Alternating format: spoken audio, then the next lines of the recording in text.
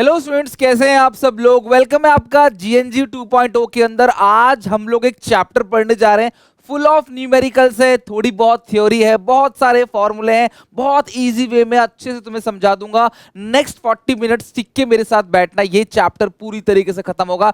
Chapter का नाम है कॉस्ट और ये माइक्रो इकोनॉमिक्स की हार्ट है, यानी कि ये बहुत इंपॉर्टेंट है और यहीं से समझ लो कि आपका पूरा न्यूमेरिकल बेस जो है अब स्ट्रांग हो जाएगा और क्वेश्चन पक्का आना है। थियरी न्यूमेरिकल दोनों के पूरे पूरे चांस हैं, तो अच्छे से समझना। स्टार्ट करते हैं बिना देरी किए हुए।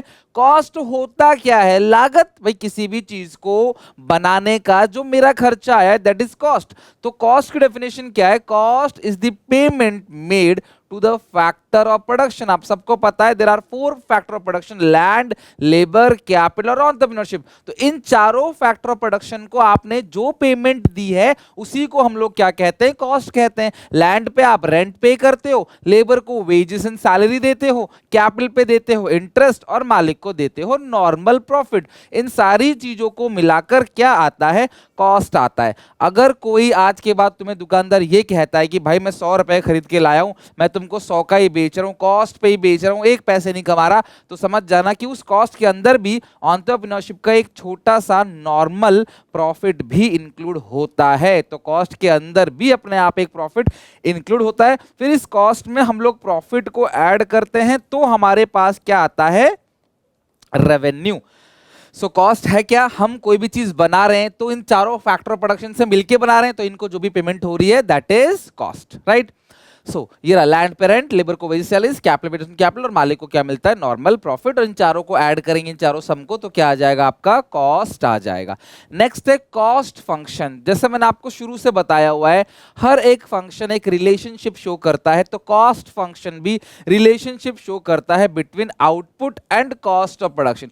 कोई भी चीज बन के तैयार हो रही है तो उसमें कितना खर्चा लग रहा है, उन दोनों के बीच का रिलेशनशिप फंक्शन ऑफ आउटपुट और cost of production, this is called आपका कॉस्ट फंक्शन।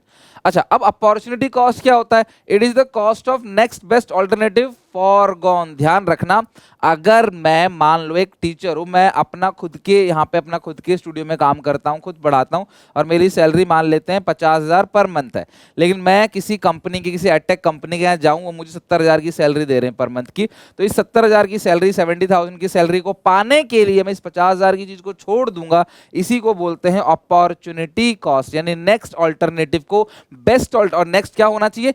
Best alternative. तो जो भी नेक्स्ट बेस्ट ऑल्टरनेटिव है उसको पाने के लिए जो सैक्रिफाइस करते हो, जो फॉरगोन करते हो, उसी फॉरगोन को क्या बोलते हैं? Opportunity cost. एक डॉक्टर है जो 2 लाख की सैलरी कमा रहा है, वो कहीं पे जाके 3 लाख की सैलरी कमाता है, तो 3 लाख की सैलरी को पाने के लिए 2 लाख की चीज छोड़ता है। जो भी कॉस्ट वो छोड़ रहा है that is called opportunity cost. Types of cost, हम इस पूरे चैप्टर में 3 डिफरेंट टाइप्स ऑफ कॉस्ट पढ़ेंगे।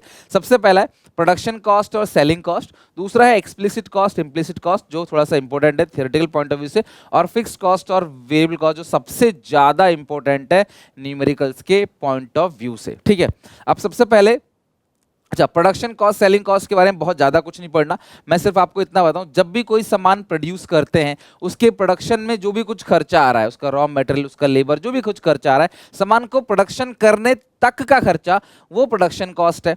लेकिन सामान बन के तैयार हो गया, उसको बेचने में भी खर्चा आता है। कई बार सामान को बनाने में कम खर्चा आता है, उसको बेचने में ज़्यादा खर्चा आता है, उसके एडवर्टाइजमेंट, उसका सेल प्रमोशन, वो सारा का सारा होता है सेलिंग कॉस्ट। तो प्रोडक्शन तक जो कॉस्ट लगता है प्रोडक्शन कॉस्ट है, प्रोडक्शन के बाद उस पर जो कॉस्ट लग रहा है वो आपका सेलिंग कॉस्ट है। ठीक है, ये है इंपॉर्टेंट एक्सप्लिसिट कॉस्ट और इम्प्लिसिट कॉस्ट।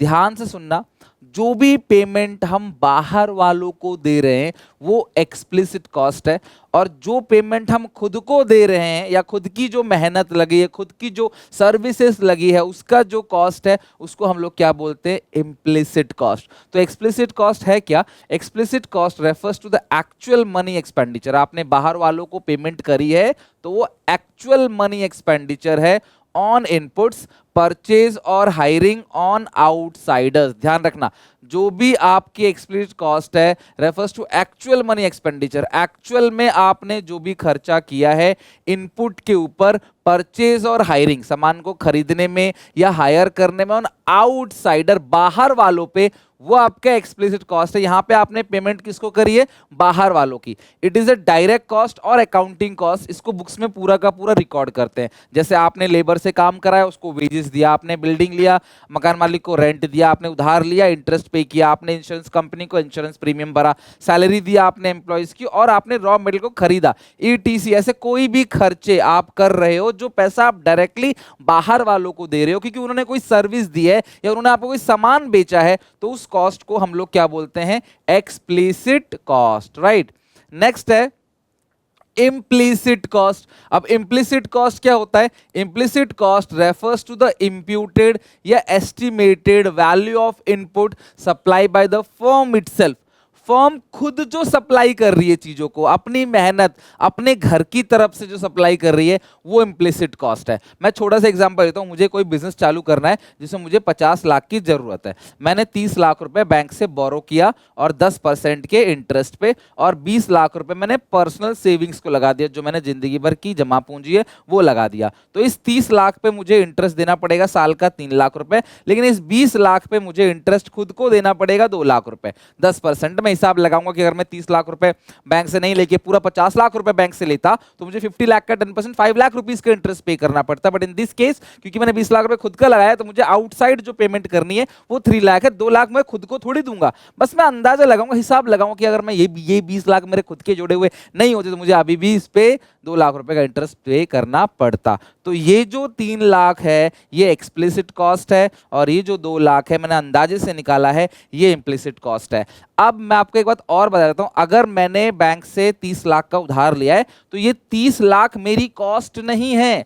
जो पैसा उधार ले रहे हैं ये कॉस्ट नहीं है, इस पैसे पे जो इंटरेस्ट पे कर रहे हैं वो कॉस्ट है। मैं मान लो कोई सामान बना रहा हूं तो मैं सामान की कीमत में 30 लाख रुपए नहीं जोड़ूंगा, उसका सिर्फ और सिर्फ मैं इंटरेस्ट का अमाउंट जोड़ूंगा। ये थोड़ी ग्राहक से तुम पूरा लोन रिकवर कर लोगे, नहीं। तो भैया ये कॉस्ट होती है, जो इंटरेस्ट होता है ना वो कॉस्ट होता है, लोन कॉस्ट नहीं होता। समझ लो, मशीन खरीदा वो कॉस्ट नहीं है, उस मशीन पे जो डेप्रिसिएशन है वो कॉस्ट है, बेसिकली जो P&L अकाउंट में आता है, ठीक है।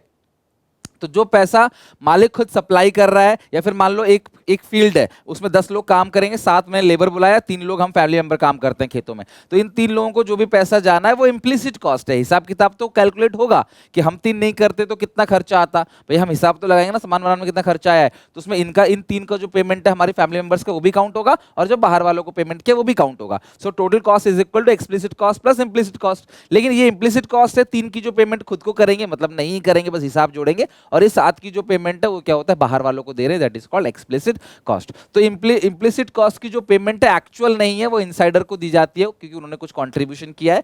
ये इनडायरेक्ट कॉस्ट है और इसको बुक्स में रिकॉर्ड नहीं करते, क्योंकि बैलेंस शीट में कैसे रिकॉर्ड करोगे, कोई पेमेंट तो इसकी एक्चुअल में हुई नहीं है। हाँ, बट कॉस्ट कैलकुलेशन में अंदाजा लगाओगे कि कितनी वैल्यू हमारी लगती है। वेजेस ऑफ सेल्फ लेबर, खुद आपने काम किया, आपकी खुद की बिल्डिंग प्रेमिसेस है, आपने खुद पैसा लगाया है, या फिर आप खुद काम करके सैलरी ले रहे हो, तो अंदाजा लगा सकते हैं this is not actual, implicit. और ये क्या है, ये एक्चुअल है, ये एक्सप्लिसिट है, ठीक है। दोनों को जोड़ेंगे तो टोटल कॉस्ट आएगा।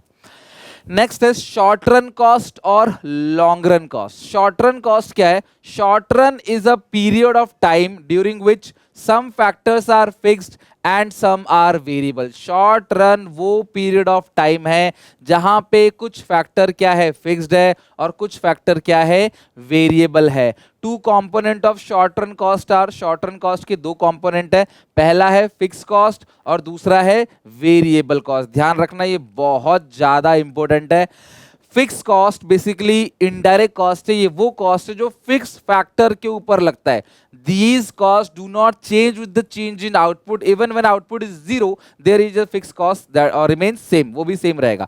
भाई बिल्डिंग का रेंट, आप प्रोडक्शन ज्यादा करो, प्रोडक्शन कम करो, प्रोडक्शन मत करो, ताला मार दो बिल्डिंग में, लेकिन बिल्डिंग का रेंट जाएगा ही जाएगा। इंश्योरेंस प्रीमियम आपका एक्सपायर हो जाएगा तो भी इंश्योरेंस प्रीमियम तो आपको देना ही देना है, भले यूज करो मत करो, चाहे कुछ भी करो। सिमिलरली बैंक से लोन उठाया है आपने, उस लोन पे इंटरेस्ट देना ही देना है, चाहे उस लोन से उस पैसे से बिजनेस बनाओ मत बनाओ, कुछ भी करो भैया, आपको फिक्स अमाउंट देना पड़ेगा। मिनिमम इलेक्ट्रिसिटी बिल, आपके घर का जो बिल आता है, मिनिमम बिल्स को फिक्स चार्ज बोलते हैं, वो देना ही पड़ेगा आपको, वो फिक्स कॉस्ट है। और जितनी यूनिट यूज करोगे उस पर जो आपको पर यूनिट पे करना पड़ता है वो वेरिएबल कॉस्ट है, ठीक है। तो hence total fix cost can never be zero even at zero level of output. ठीक है, डेप्रिसिएशन बिल्डिंग का लग रहा है, मशीन का लग रहा है, यूज करो मत करो डेप्रिसिएशन लगेगा। मैनेजर की salary as compare to labour की सैलरी, लेबर की सैलरी वेरिएबल होती है, वेजेस जो जाता है, मैनेजर की सैलरी जो है वो आपका फिक्स कॉस्ट है। Interest on borrowed capital, rent on a building, licence fees, minimum electricity bill, these all are fix cost. देना ही देना है, चाहे काम करो मत करो, ज्यादा करो चाहे कम करो, right. Next is variable cost, इसको प्राइम कॉस्ट और डायरेक्ट कॉस्ट बोलते हैं। These cost incurred on variable factor, these cost change with the change in output, it is zero at zero level of output. ये zero हो सकता है भाई, गाड़ी खरीदी, गाड़ी का डेप्रिसिएशन फिक्स कॉस्ट है, लेकिन गाड़ी में जो तेल डलता है वो वेरिएबल कॉस्ट है। ज्यादा गाड़ी चलाओगे ज्यादा तेल डालोगे, कम गाड़ी चलाओगे कम तेल डालोगे, नहीं चलाओगे तो तेल नहीं डालोगे, it can be zero. But fix cost can never be zero, वो तो लगना ही लगना है, but variable can be zero. ठीक है, hence total variable cost can be zero at zero level of output. Example, raw material खरीदा, labour को वेज दिया, daily expenses, water expenses, electricity का नॉर्मल इलेक्ट्रिसिटी एक्सपेंस जो है वो वेरिएबल है, लेकिन फिक्स्ड इलेक्ट्रिसिटी बिल या जो मिनिमम इलेक्ट्रिसिटी बिल आता है वो आपका क्या है, फिक्स्ड कॉस्ट है। ठीक है, और so total cost equal to fix cost plus variable cost, right. तो यहां पे समझना, हमें शॉर्ट रन कॉस्ट ही पढ़ना है, लॉन्ग रन कॉस्ट तो हमें पढ़ना भी नहीं है। शॉर्ट रन कॉस्ट में कुछ कॉस्ट होता है फिक्स, कुछ होता है वेरिएबल, ध्यान रखना। तो देखो क्वांटिटी है 0 1 2, फिक्स कॉस्ट और 10 10 10। तो जीरो लेवल ऑफ आउटपुट पे जो भी कॉस्ट लगता है ना वो फिक्स कॉस्ट होता है, मतलब जीरो लेवल ऑफ आउटपुट पे वेरिएबल कॉस्ट नहीं लगता, जीरो लेवल ऑफ आउटपुट पे सिर्फ फिक्स कॉस्ट ही लगता है। तो अगर मैं आउटपुट कुछ भी नहीं बना रहा फिर भी जो मेरी कॉस्ट आ रही है वो फिक्स है, वो देनी ही देनी है। लेकिन वेरिएबल कॉस्ट ऐसा नहीं है, वो आउटपुट के साथ बढ़ता है। 0 पे वो 0 होगा, 1 पे 10, 2 पे 18। तो जैसे जैसे शुरू में बढ़ेगा तो 1 पे अगर 10 है तो 2 पे शायद 20 ना लगे, कॉस्ट थोड़ी सी कम हो जाएगी। ठीक है, 18 लगेगा। तो ये हो गया आपका वेरिएबल कॉस्ट। और टीवीसी प्लस टीएफसी को जोड़ोगे आएगा टीसी। सो 0 1 2, तो टीसी कितना आ गया, 10 प्लस 0 10, 10 प्लस 10 20, 10 प्लस 18 28। तो ये आ गया आपका total cost. So total cost is equal to total fix cost plus total variable cost, इनको ऐड करोगे तो टोटल कॉस्ट आएगा। अब यहां से आपको ये समझ आया कि फिक्स कॉस्ट जो भी जीरो लेवल ऑफ आउटपुट पे होता है वही आपका टोटल कॉस्ट है। एक्चुअली टोटल कॉस्ट का फॉर्मूला क्या है, total fix cost plus total variable cost. अगर जीरो लेवल ऑफ आउटपुट पे वेरिएबल तो होता ही नहीं है, तो जीरो लेवल ऑफ आउटपुट पे यहां पे एक रूल भी बन गया, only and only zero level of output. Zero level of output पे TC is equal to TFC. तो जीरो लेवल ऑफ आउटपुट पे जो भी आपका टोटल कॉस्ट लग रहा है वही आपका टोटल फिक्स कॉस्ट है, क्योंकि जीरो लेवल ऑफ आउटपुट पे तो वेरिएबल लगता ही नहीं। तो जीरो लेवल ऑफ आउटपुट पे जो टीसी है वही आपका सेम क्या है, टीएफसी है। अब इसके डायग्राम की बात करते हैं। टीएफसी देखो कांस्टेंट है, parallel to X axis, perpendicular on Y axis, क्योंकि ये कांस्टेंट है। और जो टीवीसी है ना, या तो आप ऐसे स्ट्रेट लाइन बना लो या थोड़ा सा ऐसे बना लो, मतलब एस शेप का। ठीक है, ऐसे ऐसे। अभी आपकी मर्जी, आप कैसा बना सकते हो, थोड़ा सा ऐसे बना सकते हो, सीधा बना सकते हो, मर्जी आपकी है। ठीक है, कर्व में बना लो चाहे स्ट्रेट बना लो। तो ये हो गया आपका टीएफसी। जीरो से बनेगा टीवीसी, बिकॉज टीवीसी जीरो हो सकता है। अब इस टीवीसी में ये ऐड करके एक लाइन खींचोगे तो ये बजाएगा टीसी। सो टीसी कभी जीरो नहीं होगा, है ना, कुछ ना कुछ तो टीसी रहेगा, जो टोटल कॉस्ट है वो कुछ ना कुछ रहेगा। और टीसी और टीवीसी के जो बीच का गैप है उसी को हम लोग क्या बोलते हैं, टीएफसी, टोटल फिक्स कॉस्ट। तो जीरो लेवल ऑफ आउटपुट पे जो भी कुछ होगा वो आपका TFC, zero level of output TFC जो है वही टीसी है। फिर जैसे जैसे आउटपुट बढ़ाओगे तो टीसी जो है बढ़ते जाएगा। The vertical distance between TC and TVC is TFC. TC और टीवीसी दोनों का जो डिफरेंस है उसको हम लोग क्या बोलते हैं, टीएफसी कहते हैं। टीसी और टीवीसी का जो डिफरेंस है वो टीएफसी है। ऑब्वियसली यार, जब मैंने आपको बताया कि TC is equal to TFC plus TVC है, तो अगर आपको टीएफसी निकालना हो तो टीसी माइनस टीवीसी, टीवीसी निकालना हो तो टीसी माइनस टीएफसी। तो आपको ये पूरा डायग्राम वगैरह सब अच्छे से पता होना चाहिए, राइट। कुछ छोटी छोटी बातें जो आपको ध्यान रखनी है। टीएफसी कांस्टेंट होता है, पैरेलल टू एक्स एक्सिस है। टीएफसी कभी जीरो नहीं हो सकता, hence draw above the origin, इसीलिए टीएफसी ओरिजिन से ऊपर बनता है क्योंकि वो कभी जीरो नहीं हो सकता। The vertical distance between TC and TVC is TFC. TVC, TC और टीवीसी का जो वर्टिकल डिस्टेंस है वो टीएफसी है। और TC is the sum of TFC TVC. TVC can be zero but TFC can not be zero. TFC कभी भी zero नहीं हो सकता, टीवीसी जीरो हो सकता है, hence TC also can never be equal to zero. तो टीसी भी कभी जीरो नहीं होगा। और at zero level of output TC TFC के बराबर होगा। अगर आउटपुट का लेवल जीरो है तो जो टीसी है वही टीएफसी होगा, because at this level TVC is zero. तो जो मैंने आपको बताया सेम सेम वही है सारी चीजें, तो आपको कहीं कोई दिक्कत परेशानी नहीं आएगी। Now moving to average cost. अच्छा, एवरेज कॉस्ट क्या होता है? Cost per unit of output, यानी कि हर सामान कितने का बन रहा है। अगर 100 रुपए में आप 5 सामान बना रहे हो तो 100 अपॉन 5 यानी टोटल कॉस्ट को क्वांटिटी से डिवाइड दे दोगे तो आपका आएगा एवरेज कॉस्ट, औसत, मीन जिसको आप बोलते हो average. So it is the sum total of average fix cost and average variable cost. यानी कि आप जो एसी निकालोगे वो कैसे निकालोगे? या तो टीसी अपॉन क्वांटिटी निकाल लोगे, ठीक है, या AC equal to AFC plus AVC कर लोगे, क्योंकि टीसी इक्वल टू क्या था? टीएफसी प्लस टीवीसी, तो एसी इज इक्वल टू क्या होगा? AFC plus AVC. मैं फिर से रिपीट कर रहा हूं, सिंपल सा फॉर्मूला बताता हूं, आप सबको पता है टीसी इज इक्वल टू क्या होता है? TFC plus TVC. अब टीसी को क्वांटिटी से डिवाइड दोगे तो एसी आएगा, टीएफसी को क्वांटिटी से डिवाइड दोगे तो आएगा एएफसी, टीवीसी को क्वांटिटी से डिवाइड दोगे तो आएगा एवीसी। सो यहां पे एक फॉर्मूला बन गया क्या? AC is equal to AFC plus AVC. तो एसी के दो फॉर्मूले हैं, पहला एसी का फॉर्मूला क्या है? टीसी अपॉन क्वांटिटी, और दूसरा फॉर्मूला क्या है? AFC plus AVC. टीएफसी के भी, एएफसी के भी, जो एएफसी है उसके भी दो फॉर्मूले हैं, एसी माइनस एवीसी एएफसी आएगा, या टीएफसी अपॉन क्वांटिटी करोगे तो भी एएफसी आएगा, टीवीसी अपॉन क्वांटिटी करोगे तो एवीसी आएगा, और एसी में से एएफसी घटा दोगे तो भी एवीसी आ जाएगा। तो ये एवरेज कॉस्ट है, ध्यान रखना। अब इसके हम लोग स्केड्यूल डायग्राम देख लेते हैं अच्छे से। ये देखो, ये रहा टीवीसी 0 10 18, ये आ गया टीवीसी। अब टीवीसी को क्वांटिटी से डिवाइड, 0 को 0 से अनडिफाइन, 10 को 1 से डिवाइड दो 10, 18 को 2 से डिवाइड दोगे तो 9 आएगा। यहाँ पे 10, यहाँ पे टीएफसी तो 0 लेवल पे भी 10 है, 10 को 0 से अनडिफाइन, 10 को 1 से 10, 10 को 5, 10 को 2 से 5। फिर ये अब आप एसी कैसे निकालोगे? टीसी अपॉन क्वांटिटी, 10 को 0 से अनडिफाइंड, 20 को 1 से 20, 28 को 2 से डिवाइड दोगे 14, या एएफसी प्लस एवीसी को ऐड कर दो, 10 प्लस 10 20, 9 प्लस 5 14। अब आते हैं इसके डायग्राम के ऊपर। ये खुद को बैठ के समझाना है, ब्लैंक पेपर पे बैठ के ना खुद को पढ़ाना है, जो तुम मुझसे भी पढ़ रहे हो, राइट। ये हो गया वाई एक्सिस, ये हो गया एक्स एक्सिस, यहाँ पे आ गया ए क्वांटिटी, ये हो गया एवीसी। तो एवीसी इज यू शेप, ध्यान रखना, जो एवरेज वेरिएबल कॉस्ट है वो यू शेप का होता है। एवरेज वेरिएबल कॉस्ट जो है वो बेसिकली यू शेप का होता है एवीसी। और एएफसी जो है वो रेक्टेंगुलर हाइपरबोला होता है। आपने ये वर्ड पहले भी सुन रखा होगा, एएफसी हमेशा घटेगा, एएफसी हमेशा घटेगा, वो कभी भी जीरो नहीं होगा, बस घटता चला जाएगा, क्योंकि टीएफसी कभी जीरो नहीं होता। तो जब टीएफसी कभी जीरो नहीं होगा तो एएफसी कभी भी जीरो नहीं हो सकता।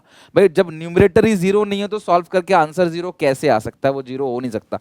तो ये रेक्टेंगुलर हाइपरबोला हो गया एएफसी। तो shape of AFC is rectangular hyperbola, आपको ये ध्यान रखना है। ईडी जब 1 के बराबर रहता है तो ईडी का शेप भी क्या होता है? Rectangular hyperbola. इसके अंदर जितने भी रेक्टेंगल बनेंगे सबका एरिया क्या मिलेगा आपको? सेम मिलेगा, ठीक है। अब आप इन दोनों को जोड़ोगे तो देखो, ये रहा आपका एवीसी यू शेप, और ये रहा एएफसी, ये पास जाएगा बट कभी टच नहीं करेगा इसको। और एसी भी देखो इसी तरीके से बनेगा, है ना, U shape, same to same. ऐसा लग रहा है कि कुछ देर बाद एसी और एवीसी आपस में इंटरसेक्ट कर जाएंगे, बट एसी और एवीसी कभी भी आपस में इंटरसेक्ट नहीं करेंगे, क्योंकि अगर एसी और एवीसी आपस में इंटरसेक्ट कर गए तो उस सिचुएशन में एएफसी जीरो हो जाएगा।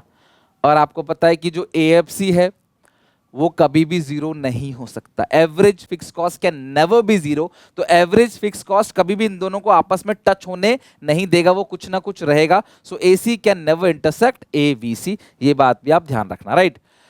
AFC can never be zero, ठीक है, और can never touch X axis. AFC कभी भी जीरो नहीं होगा, ना ही एक्स एक्सिस को टच करेगा, क्योंकि एएफसी टीएफसी से निकलता है और टीएफसी कभी जीरो नहीं होता। इसलिए AC can never intersect to ABC, AC और एबीसी आपस में कभी इंटरसेक्ट नहीं करेंगे, यानी एसी कभी भी एबीसी के इक्वल नहीं होगा। और ऐसा तभी होगा जब एएफसी जीरो होगा, which is not possible. Hence intersection of AC and ABC is not possible. ये दोनों कभी भी आपस में इंटरसेक्ट नहीं कर सकते, अगर किया है तो वो गलत है, ठीक है। AC can be use by using by calculate two formula. AC दो तरीके से निकाल सकते हैं, पहला AFC प्लस AVC, दूसरा TC अपॉन क्वांटिटी AC आएगा, ठीक है। कई जगह ना AC को SAC भी कहा जाता है, short run average cost curve, तो वहां पे घबराने वाली बात नहीं है। AC को हम SAC भी कह सकते हैं, short run average cost curve. देखो वही लिखा हुआ है, एवरेज निकालना है तो टोटल को क्वांटिटी से डिवाइड देना है, अगर आपको टोटल निकालना है तो एवरेज को क्वांटिटी से मल्टीप्लाई करना है। AC into quantity TC, AFC into quantity TFC, AVC into quantity TVC। अब TC upon quantity AC, TFC upon quantity AFC, TVC upon quantity AVC, ये बात आप ध्यान रखना, ठीक है। नाउ मार्जिनल कॉस्ट होता क्या है? देखो आपने कई बार पढ़ रखा है मार्जिनल कॉस्ट, चाहे वो मार्जिनल यूटिलिटी हो, चाहे वो मार्जिनल प्रोडक्ट हो। तो मार्जिनल कॉस्ट होता क्या है? मार्जिनल कॉस्ट का मतलब जो चेंज आया टोटल वेरिएबल कॉस्ट में, ध्यान रखना, जो चेंज आ रहा है, the change in total production cost that comes from the making producing one additional unit. मैं आपको समझाता हूं मार्जिनल कॉस्ट होता क्या है, मैं लिखवा देता हूं आपको। मार्जिनल कॉस्ट होता क्या है? इट इज द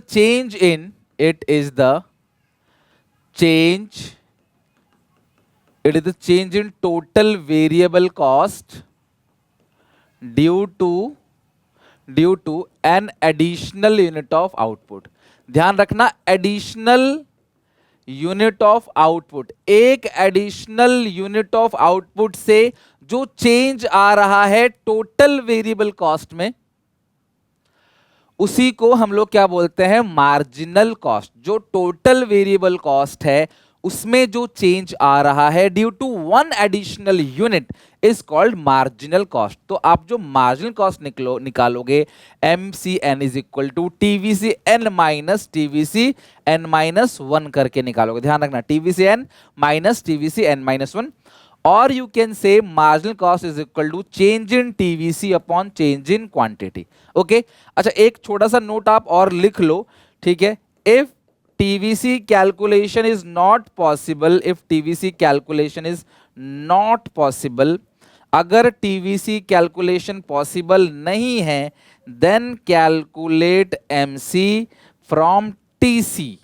तब आप MC को TC से निकाल सकते हो। यानी कि अगर किसी क्वेश्चन में TVC नहीं है तो आप MC को TC से निकाल सकते हो, TCN माइनस TCN माइनस 1 और change in TC upon change in quantity. ये आ जाएगा क्लास आपका मार्जिनल कॉस्ट। ठीक है, if TVC calculation is not possible then calculate MC from TC। आप TC से भी निकाल सकते हो, लेकिन तब जब TVC पॉसिबल नहीं है निकालना, कहीं से नहीं दिख रहा रास्ता निकालने का, तब भी कर सकते हो, अदरवाइज नहीं। ठीक है, नाउ ये हो गया मार्जिनल कॉस्ट। अब आते हैं रिलेशनशिप बिटवीन AC और MC। बहुत इंपॉर्टेंट है। AC MC का रिलेशनशिप हो चाहे AVC MC का रिलेशनशिप हो, ध्यान रखना ये बिल्कुल सेम है। AC MC का रिलेशनशिप हो चाहे AVC और MC का रिलेशनशिप आ जाए, वो भी बिल्कुल सेम है, नथिंग चेंज। तो मैं AC MC का लिखवा रहा हूं, आप AC की जगह AVC कर देना अगर आपको पेपर में पूछता है तो। अच्छा, दोनों भाई भाई होते हैं, मैंने आपसे कहा था जो एवरेज कॉस्ट है, एवरेज और मार्जिनल दोनों भाई भाई है। As AC falls MC also falls. जैसे AC घटेगा MC भी घटेगा, बट बड़ा कौन है? But AC is greater than MC। तो AC जो है वो बड़ा है MC से। जब दोनों घट रहे होंगे बेटा तो ऊपर AC है, तो AC बड़ा है MC से। Second, as AC rises MC also rises. AC जब बढ़ेगा तो MC भी बढ़ेगा, बट उसमें MC बड़ा है, ठीक है, but MC is greater than AC। और MC AC को कट करेगा एट इट्स मिनिमम पॉइंट। तीसरा पॉइंट है MC cuts AC at its minimum point, ठीक है। MC जो है AC को कट करेगा अपने मिनिमम पॉइंट पे, और इस पॉइंट पे AC और MC दोनों क्या होंगे? आपस में बराबर होंगे, ये आप ध्यान रखना, ठीक है। तो अगर इसको देखोगे तो ये बिल्कुल सही लग रहा है सर, रिलेशनशिप तो हमें अच्छे से याद हो ही जाता है, फिगर को पढ़ के देख के लिख लेते हैं, हो जाता है। यहाँ पे एक छोटी चीज है जो तुम्हें ध्यान रखना है, ये भी घट रहा है, ये भी घट रहा है, बट ये बड़ा है, ये भी बढ़ रहा है, ये बढ़ रहा है, बट ये बड़ा है। लेकिन बीच में एक पोर्शन ऐसा जरूर आता है जहां पे ये MC मिनिमम है, यहाँ पे AC मिनिमम है, उसके बीच का पोर्शन जहां पे दोनों भाई विवाद में आ जाते हैं, दोनों भाई में लड़ाई हो जाती है। मैंने कई बार तुमको पढ़ा रखा है, ये रेवेन्यू के अंदर भी, कॉस्ट प्रोडक्शन के अंदर भी, एक घट रहा है, दो बढ़ रहा है, तो ये दूसरा बढ़ रहा है। तो ये एक ऐसा जगह आता है जहां पे एक कम हो रहा है, दूसरा बढ़ रहा है, अदरवाइज बाकी सब जगह दोनों अलाइन रहते हैं, सेम चीजें जाते हैं, दोनों घट रहे हैं, दोनों बढ़ रहे हैं। तो अगर आपको AVC पूछता है कि AVC का लिखो, तो आप AC की जगह AVC वर्ड यूज कर लेना, बाकी सारा का सारा सेम रहेगा। AC की जगह बस AVC, क्योंकि AVC का शेप भी यू शेप होता है, AC का शेप भी यू शेप होता है। और उसके पीछे रीजन क्या? प्रोडक्शन को बढ़ाएंगे तो हमारी सबसे पहले कॉस्ट क्या होगी? कम होगी। कई बार पूछता ना why AC is U shape, क्योंकि प्रोडक्शन को बढ़ाएंगे तो हमारी कॉस्ट कम होगी, मिनिमम जगह आ जाएगी, लेकिन उसके बाद ही प्रोडक्शन बढ़ाओगे तो हमारी कॉस्ट बढ़ेगी, प्रोडक्शन कॉस्ट कम हो जाएगी, लेकिन स्टोरेज कॉस्ट, इंश्योरेंस कॉस्ट, एक रिस्क रहेगा, कैपिटल आपका ब्लॉक हो जाएगा, तो ओवरऑल कॉस्ट अल्टीमेटली आपकी बढ़ ही जाएगी। इसीलिए पहले कॉस्ट कम होती है, मिनिमम होती है, फिर कॉस्ट क्या होती है, बढ़ती है। ठीक है, तो ये हो गया relationship between AC and MC.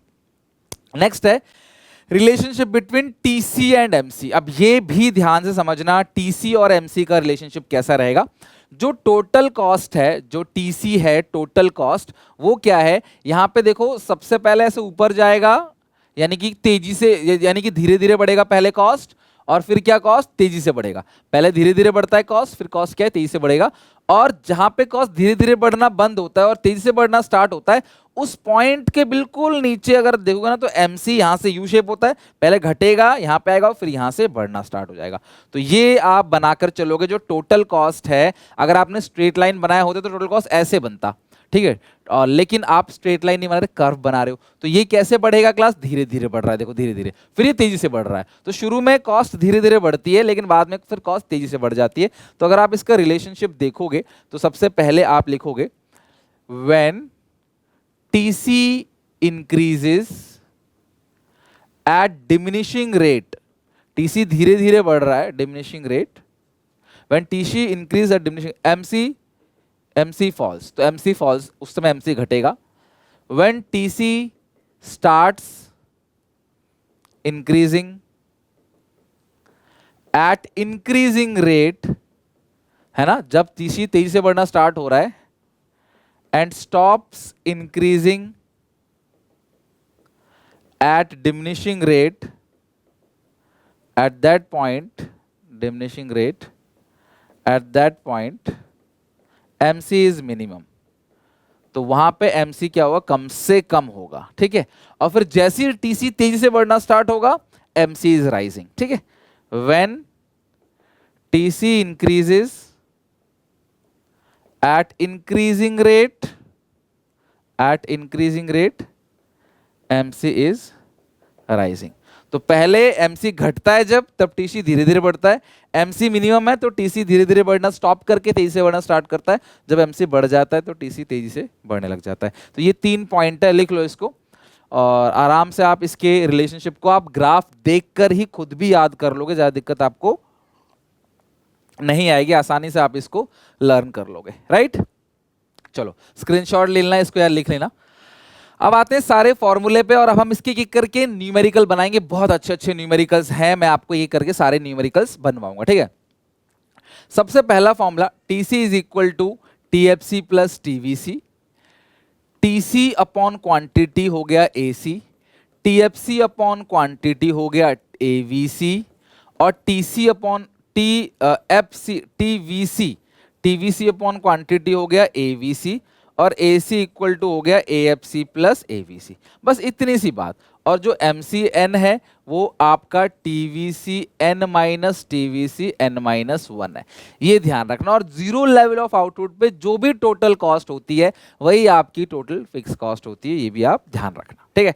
तो ये हो गया ओवरऑल क्लास, सारे के सारे फॉर्मूले जो आपको अच्छे से याद रखना है, इतने ही फॉर्मूले हैं, और उस बेसिस पे चलते हैं, एक एक करके क्वेश्चंस को देखते हैं, और आप भी एक एक करके मेरे साथ साथ क्वेश्चन बनाना ट्राई करो। मैं टॉप तक ले चलूंगा, बिल्कुल बेसिक क्वेश्चन थे।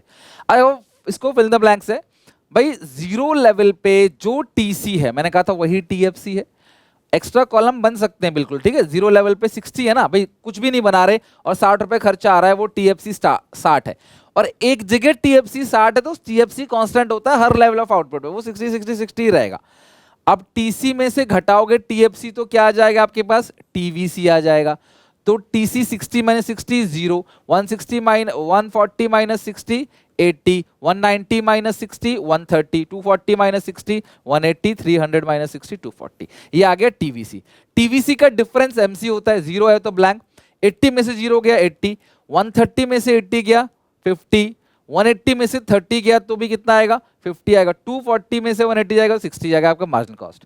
एसी कैसे निकलेगा, टीसी अपॉन क्वांटिटी, तो ये रहा T60 को ब्लैंक, 0 से डिवाइड तो अनडिफाइंड, 140 को 1 से 140, 190 को 2 से कितना आएगा 95, और 240 को 3 से 80, 300 को 4 से कितना आएगा 75, ठीक है। तो एसी कैसे निकलेगा, टीसी अपॉन क्वांटिटी।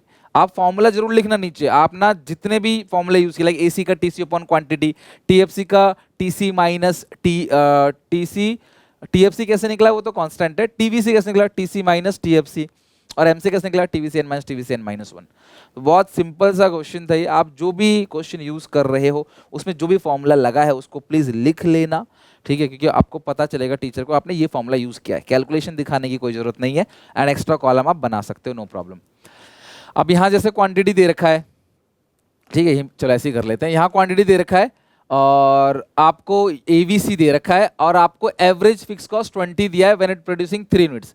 अच्छा, एएफसी इनटू क्वांटिटी क्या आता है टीएफसी, तो एएफसी 3 है, जब एएफसी 20 है, जब 3 यूनिट्स को बनाएंगे तो टीएफसी आ गया 60। भाई सीधी सी बात है, एवरेज फिक्स कॉस्ट 20 है, जब 3 यूनिट को बनाएंगे तो 3 के सामने जो एवरेज फिक्स कॉस्ट है ना वो कितना है आपका, 3 के सामने एवरेज फिक्स कॉस्ट दे रखा है 20, मतलब टोटल फिक्स कॉस्ट कितना आएगा 60, और टीएफसी एक का 60 है तो सबका ही 60 60 60 हो जाएगा, ठीक है। अच्छा, एवीसी से और टीवीसी निकाल सकते हो, एवरेज को क्वांटिटी से मल्टीप्लाई करोगे टोटल आएगा 30 इंटू 1 30, 20 इंटू 2 56, 30 इंटू 3 कितना 96, ठीक है, 32 इंटू 3 सॉरी 96। आपने क्या किया, एवरेज को क्वांटिटी से मल्टीप्लाई किया टोटल। एक बात दिमाग में सेट कर लो, एवरेज को मल्टीप्लाई करेंगे टोटल, टोटल को डिवाइड देंगे एवरेज, एवरेज को मल्टीप्लाई करेंगे टोटल, टोटल को डिवाइड देंगे एवरेज, बस आप ये बात ध्यान रखना, ठीक है। टीवीसी हो गया। अच्छा, जो टीएफसी है वो तो सब जगह सेम ही सेम है ना, टीएफसी कितना है 60 60 60, क्योंकि एएफसी इंटू क्वांटिटी टीएफसी आता है, एएफसी 20 है, क्वांटिटी 3 है, टीएफसी कितना आ गया 60। अच्छा, अब टीसी निकाल लोगे, 60 प्लस 30 90, ये होगा 6 5 11 116 और 9 6 156, ठीक है, ये आ गया टीसी। अच्छा, पेपर में निकालना क्या है, एमसी निकालना और एसी निकालना है। अब आप टोटल को क्वांटिटी से डिवाइड दो, एवरेज आएगा, 90 को 1 से डिवाइड दो 90, 116 को, अगर आप ऐसे तकलीफ हो रही ना आप सीधा लाइन खींच के कर लेना, जैसे मैं जैसे ये वाला क्वेश्चन है ना इस पैटर्न में, ऐसे ही कर लेना। अब मैंने दोबारा नहीं बनाया तो इसी में कर दिया, आप कैसे भी कर सकते हो। तो 116 को 2 से डिवाइड दोगे 58, और 156 को डिवाइड दोगे 3 से तो आएगा 52। अच्छा, अब एमसी निकालना है, TVC N minus TVC N minus 1, ये रहा टीवीसी 30 है, इससे पहले कुछ नहीं तो ब्लैंक कर दो, 56 में से 30 जाएगा तो 26, 96 में से 56 जाएगा तो 40। तो ये आ गया आपका पूरा का पूरा क्वेश्चन, यानी कि इस तरीके से इस क्वेश्चन को आपने सॉल्व करना है। ओके, तो आसान था क्वेश्चन, बिल्कुल वही फॉर्मूले यूज करने हैं, स्क्रीनशॉट ले लो इसका। और नेक्स्ट क्वेश्चन पे, अच्छा यहाँ पे आपको एमसी निकालना और एसी निकालना, इसमें टीएफसी 120 खुद ही दिया हुआ है, अब पिछले क्वेश्चन में दिया नहीं था, एएफसी दिया था। अब टीएफसी 120 है तो सबसे अच्छी बात क्या है, सारे लेवल का जो 120 होगा, अगर एक का 120 सबका 120 होगा। अच्छा, एवीसी को क्वांटिटी से मल्टीप्लाई करोगे तो टीवीसी आएगा, 40 इंटू 1 40, 32 इंटू 2 64, 36 इंटू 3 आ गया 108। अच्छा, आपको निकालना क्या है एमसी, तो टीवीसी को माइनस करते चलोगे तो एमसी निकल के आ जाएगा, 40 ऊपर कुछ था ब्लैंक छोड़ दो, 64 में से 40 गया तो 24, 108 में से आप घटा दोगे 64 तो बनेगा कितना 44, ये आ गया एमसी मार्जिनल कॉस्ट। अच्छा, आपको एसी भी निकालना है, अब टीएफसी प्लस टीवीसी को जोड़ोगे तो क्या आएगा टीसी, तो 120 प्लस 40 160, 120 प्लस 64 184, 120 प्लस 108 328। अब टीसी को क्वांटिटी से डिवाइड दोगे तो आएगा एसी, 160 को 1 से 160, 184 को 2 से डिवाइड दोगे 92, और 328 को 3 से डिवाइड दोगे इट्स कम 328, 104 प्लस 120 228, सॉरी 228 होगा ना, 120 प्लस 104 228 है, उसको आप डिवाइड दोगे 3 से तो बनेगा 76। और जो जो फॉर्मूले आपने यूज किए वो सारे फॉर्मूले लिख देना, ज्यादा कंफ्यूजन हो तो सारे ही लिख देना, ठीक है। नेक्स्ट क्वेश्चन 4, आपको ये टेबल कंप्लीट करना है, कंप्लीट द फॉलोइंग टेबल। तो चलो यार इसको कंप्लीट कर लेते हैं अच्छे से। टोटल कॉस्ट आपको 90 दिया हुआ है और एमसी दिया हुआ है एवीसी। अच्छा, एवीसी को क्वांटिटी से मल्टीप्लाई करोगे तो क्या आएगा टीवीसी, समझना अच्छा क्वेश्चन है। 27 इंटू 2 कितना आएगा 54, 30 इंटू 4 कितना आएगा 120। अच्छा, एक बात आप सारे बच्चे बताना, फोर्थ लेवल पे टीसी कितना है 180 और टीवीसी कितना है 120, तो टीएफसी कितना होगा फोर्थ लेवल पे 60। टीएफसी एक का 60 है तो हर जगह ही टीएफसी क्या होगा 60 60 60 ही होगा। अब टीसी में से घटा दोगे टीएफसी तो टीवीसी आ जाएगा, तो 90 में 60 गया तो कितना आएगा 30, और यहाँ 180 में 60 जाएगा तो 120। अब ये ब्लैंक हो गया, ठीक है। अब सारे बच्चे ध्यान से समझना, एमसी और टीवीसी का रिलेशनशिप 30 30। एमसी को जोड़ेंगे तो टीवीसी आएगा, टीवीसी को माइनस करेंगे तो एमसी आएगा। 30 30, 54 में से 30 गया तो 24। अब एमसी को जोड़ेंगे तो टीवीसी आएगा। 30 प्लस 24 54, 54 प्लस 27 कितना आएगा 81। अब 120 में से 81 जाएगा तो कितना आएगा 39। खत्म सारा क्वेश्चन। एवीसी निकालना है, टीवीसी अपॉन क्वांटिटी। 30 को 1 से डिवाइड दो 30, 54 को 2 से 27, 81 को 3 से, ये भी 27 आएगा ना। 81 को 3 से डिवाइड दोगे तो 27 और 120 को 4 से डिवाइड दोगे 30। खत्म। अब आपको टीसी निकालना है, TFC plus TVC. 54 plus 60 114, 81 plus 60 141। खत्म, बात हो गया सारा का सारा। तो टीसी भी आ गया, एवीसी भी आ गया, एमसी भी आ गया, टीवीसी भी आ गया, टीवी, सारी चीजें होगी। 2 एक्स्ट्रा कॉलम बस बनाना पड़ा, तो आपको एक्स्ट्रा कॉलम बनाने पड़ सकते हैं इस टाइप के क्वेश्चंस में, ठीक है। अच्छा, एक क्वेश्चन ये भी है, आपको वीकली का टीसी निकालना है और एवीसी भी निकालना है फ्रॉम द फॉलोइंग, ठीक है। आपको नंबर ऑफ वर्कर्स कितने एम्प्लॉयड हैं 100, कितने यूनिट बनाते हो एक हफ्ते में 150 यूनिट। वीकली वेजेस जाता है पर वर्कर का, ईच वर्कर का जो है वो 400, ठीक है। और वीकली रेंट जा रहा है 800 रुपए, रॉ मेटेरियल जा रहा है 1600 और पावर जा रहा है कितने का 600 रुपए का। अच्छा, सबसे पहले बात मुझे बताओ, इसमें कौन कौन से फिक्स कॉस्ट है। जो पावर है वो वेरिएबल कॉस्ट है, रॉ मेटेरियल वेरिएबल कॉस्ट है, वीकली रेंट है फिक्स कॉस्ट है, वीकली वेजेस है वेरिएबल कॉस्ट है। समझ रहे हो बात को। तो सबसे पहले आप इसके अंदर ना वो निकालो कि टोटल फिक्स कॉस्ट है वो निकाल लेते हैं कितना है। तो जो फिक्स कॉस्ट है वो एक ही है, वीकली रेंट वो कितना है यहाँ पे 800 रुपए का वीकली रेंट है। टोटल वेरिएबल कॉस्ट निकाल लेते हैं वो कितना आएगा भाई, नंबर ऑफ वर्कर 100 है और वीकली वेजेस ईच वर्कर की जो वेज है वो 400 रुपए है और 100 वर्कर है तो 40,000 रुपए तो आपको वेजेस का भरना पड़ रहा है। और दूसरा रॉ मटेरियल का आपको भरना पड़ रहा है 1600 रुपए और आपको पावर का भरना पड़ रहा है 600 रुपए। तो ये हो गया 40,000 प्लस 1600 प्लस 600, ये हो गया 42,200 रुपये। 42,200 रुपये जो आया है वो आया है आपका टोटल वेरिएबल कॉस्ट, और टोटल फिक्स कॉस्ट कितना आया है 800 रुपये। आपको निकालना क्या है टीसी, तो टीसी इज इक्वल टू क्या होता है टीएफसी प्लस टीवीसी। मतलब आपने देखा वेरिएबल कॉस्ट कौन कौन सा है, खत्म बात। तो यहाँ पे हर वर्कर को जो है 400 रुपए दे रहे हो और 100 वर्कर हैं तो 40,000 तो वेजेस का हो गया, बाकी सारा कॉस्ट हो गया ये वेरिएबल कॉस्ट, ये दोनों भी वेरिएबल है, बस रेंट फिक्स कॉस्ट होता है। तो 42,200 प्लस 8 43,000 का टोटल कॉस्ट आ गया। दूसरा आपको निकालना है एवीसी, तो एवीसी का फॉर्मूला क्या है टीवीसी अपॉन क्वांटिटी। टीवीसी है 42,200 है ना टीवीसी, और कितने यूनिट्स बना रहे हो, नंबर ऑफ यूनिट्स पर वीक कितना है 150। तो 42,200 42 डिवाइड बाई 150 आ जाएगा, ये divide by 150 42,200 divide by 150 it's 281.3 281.33। 42,200 और 150 यूनिट्स आप बना रहे हो ना, हाँ 281.33 ये आपका आ गया एवरेज वेरिएबल कॉस्ट, ठीक है। लिख लेना आप average variable cost. Now moving to next question, find out the explicit cost and implicit cost. अब ये बहुत अच्छा क्वेश्चन है, थ्योरी कम न्यूमेरिकल, ठीक है। तो मैं इसमें निकालूंगा एक्सप्लिसिट कॉस्ट और इम्प्लिसिट कॉस्ट। तो सबसे पहली बात, आपने 2,000 रुपए फिक्स एसेट्स में इन्वेस्ट किया और आपने 12% इंटरेस्ट पे 1,500 रुपए उठा लिया। तो सीधी सी बात है 1,500 रुपए आपने जो उठाया है उसका जो 12% है इंटरेस्ट वो फिक्स कॉस्ट, वो एक्सप्लिसिट कॉस्ट है।